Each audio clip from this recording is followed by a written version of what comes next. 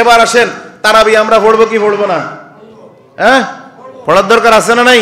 সহিহ বুখারী 2012 নম্বর হাদিস, মা আয়েশা থেকে হাদিসটা বর্ণনা। কি বলেন? আল্লাহ রাসূল সাল্লাল্লাহু আলাইহি ওয়াসাল্লাম রমজানে নামাজ পড়তে যায় মসজিদে। প্রথম দিন নামাজ পড়লেন, তার পিছনে মুসল্লিরা নামাজ পড়া শুরু করলো। এই ঘটনা পরের দিন সকালবেলা জানাজা নেই। দ্বিতীয় দিন মসজিদে মুসল্লি আরো বেশি। তৃতীয় দিন একই অবস্থা, মসজিদে মুসল্লি আরো। চতুর্থ দিন পুরো মসজিদ কানায় কানায় পরিপূর্ণ। আল্লাহ রাসূল বুঝতে পারলেন আল্লাহ রাসূল ঘর থেকে আর বের হন নাই, তাইলে একদিন, 2 দিন, 3 দিন তারাবি শেষ। এরপরে আর চতুর্থ দিন তারাবি আল্লাহ রাসূল পড়েন নাই। না পড়ে তিনি চতুর্থ দিন আসলেন না, ফজরের সময় আসলেন আল্লাহ রাসূল।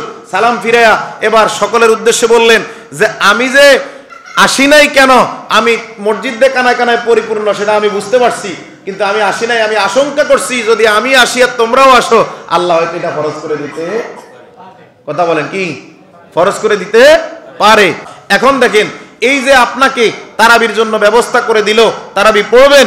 আমাদের সমাজে অনেকে 8 রাকাত, অনেকে 20 রাকাত, আছে না নাই? আছে না নাই? আছে। 8 রাকাতের অনেকগুলো সহিহ হাদিস আছে। সবচেয়ে 2013 নম্বর হাদিস যেটা, মা আয়েশা যেটা বলছে, রমজানে এবং রমজানের বাইরে আল্লাহ রাসূল কি করছেন? 11 রাকাত নামাজ আদায় করছেন। তার মধ্যে 3 রাকাত বিতির, 8 রাকাত তারাবি। কথা বুঝেন? আবার কেউ কেউ এটাকে ব্যাখ্যা দিতে যায় বলছে যে না, রমজান এবং রমজানের বাইরে যেহেতু, তাইলে এটা তাহাজ্জুদও হইতে পারে। কিন্তু স্কলার যারা, তারা এটাকে তারাবির দিকেই নিয়ে যাচ্ছে। এখন দেখেন আমরা কত রাকাত পড়বো, এটাও আমরা সহিহ হাদিসের আলোকে পড়বো ইনশাআল্লাহ।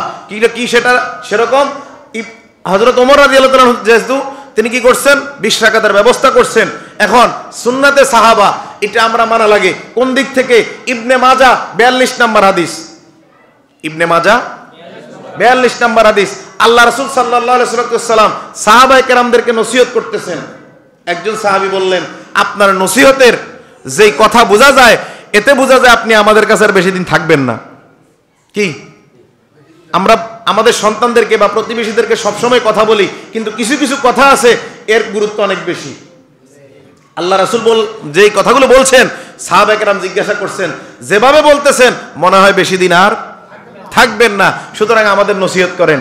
ইবনে মাজাহ 42 নম্বর হাদিস, হাদিসটা সহিহ। আল্লাহ রাসূল বললেন, সেখানে অনেকগুলো কথা বললেন। ইমামের, নেতার আনুগত্য করো যদি সে ইসলাম মানে।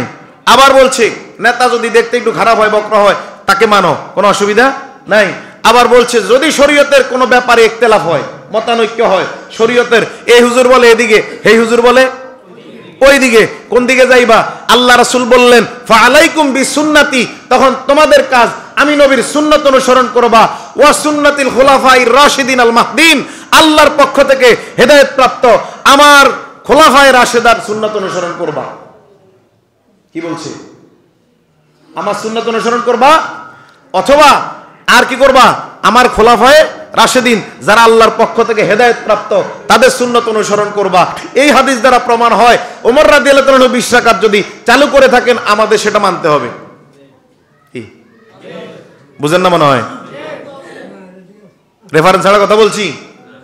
ইবনে মাজাহ 42 নম্বর হাদিস, একই হাদিসের কথা। যদি কোনো ব্যক্তি বেদাত করে একই হাদিসের কথা, তাহলে সে গোমরার মধ্যে পড়ে যাবে।